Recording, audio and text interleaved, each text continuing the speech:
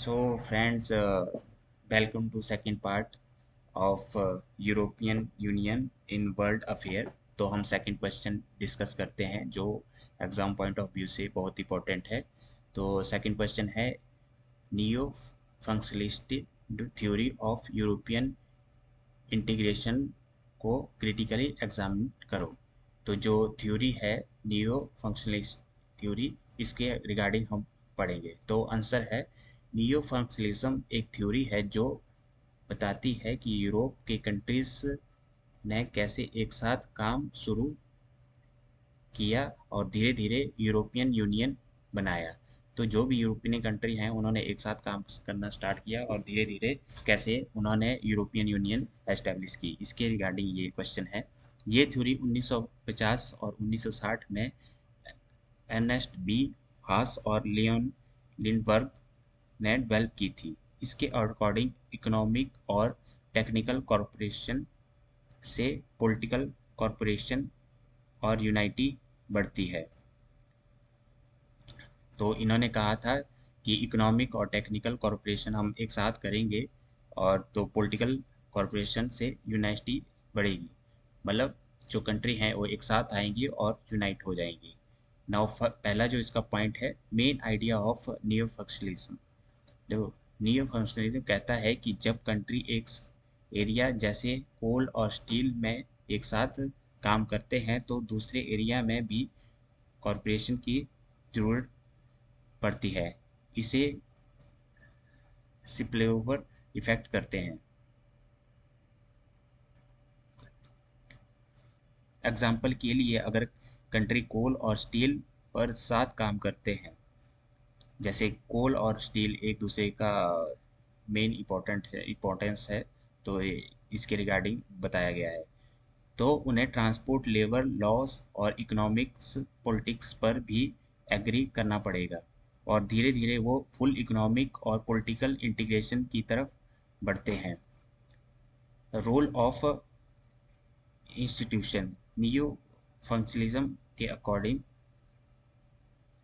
Regional institution जैसे European Union Commission और European Court of Justice integration को आगे बढ़ाते हैं। ये इंस्टीट्यूशन नए रूल बनाते हैं और कॉरपोरेशन को कंटिन्यू रखते हैं चाहे गवर्नमेंट बदल जाए। तो कोर्ट ऑफ जस्टिस है जो इन रूलों को बनाता है और कॉरपोरेशन को कंटिन्यू रखता है चाहे गवर्नमेंट चेंज हो जाए। मतलब गवर्नमेंट चेंज हो जाए लेकिन रूल वैसे ही रहेंगे। Role of non state actor, ये थ्योरी इंटरेस्ट ग्रुप एक्सपर्ट और टेक्नोटर के साथ रोल की भी दाद ये थ्योरी इंटरेस्ट ग्रुप एक्सपर्ट और टेक्नोक्रेट्स के रोल को भी बात करती है। ये लोग और ग्रुप ज़्यादा कॉरपोरेशन को सपोर्ट करते हैं और क्रॉस बॉर्डर नेटवर्क्स बनाते हैं जो इंटीग्रेशन को फास्ट करते हैं। क्रिटिसिज्म ऑफ नियो फंक्शनलिज्म, तो हम इसके जो क्रिटिसिज्म वाले पॉइंट है वो अब पढ़ेंगे। Neo functionalism earlier Europe integration को अच्छे से एक्सप्लेन करता है लेकिन इसकी कुछ वीकनेस भी हैं। लीनियर एजम्पशन, ये एज्यूम करता है कि इंटीग्रेशन स्टेप बाय स्टेप बढ़ेगा, लेकिन रियल में लाइफ में ऐसा हमेशा नहीं होता है। पॉलिटिकल बिल भी ज़रूरी होती है। मतलब जो हमारे पॉलिटिकल लीडर हैं उनके अंदर भी ये बिल होनी चाहिए कि हमें इसको आगे बढ़ाना है।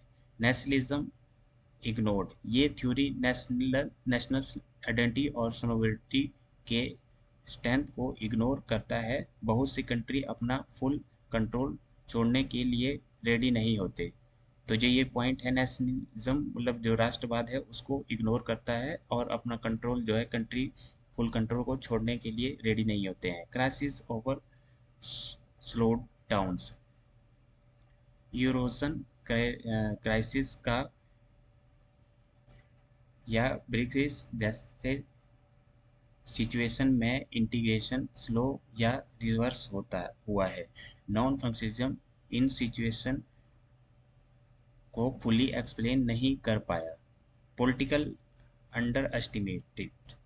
कभी कभी national leader domestic politics reason से इंटीग्रेशन को रोक देते हैं। नियो फंक्शनलिज्म ज़्यादा टेक्निकल और इकोनॉमिक कॉरपोरेशन पर फोकस करता है। ये पॉलिटिक्स पर कम यूज यूजफुलनेस ऑफ थ्योरी।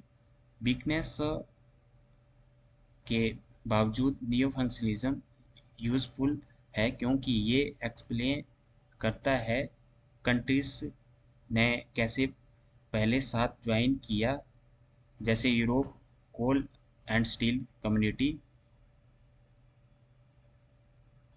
और कैसे कॉरपोरेशन धीरे धीरे यूरोपियन यूनियन तक बढ़ा। स्पिलओवर का आइडिया आज भी स्कॉलर यूज करते हैं और इंटीग्रेशन समझने के लिए। कंक्लूजन, द नियो फंक्शनलिज्म ने यूरोप कंट्रीज के कॉरपोरेशन और इंटीग्रेशन को समझने का स्ट्रॉन्ग बेस दिया है। इसने बताया है कि इकोनॉमिक कॉरपोरेशन से पॉलिटिकल यूनिटी आ सकती है, लेकिन ये नेशनल रेजिस्टेंस, पॉलिटिकल डिसीजन और रिवर्सल को फुली एक्सप्लेन नहीं करता। तो ये हेल्पफुल है कि लेकिन आप अपने आप कंप्लीट थ्योरी अपने आप में कंप्लीट थ्योरी नहीं है। Thank you. तो मिलते हैं थर्ड पार्ट में।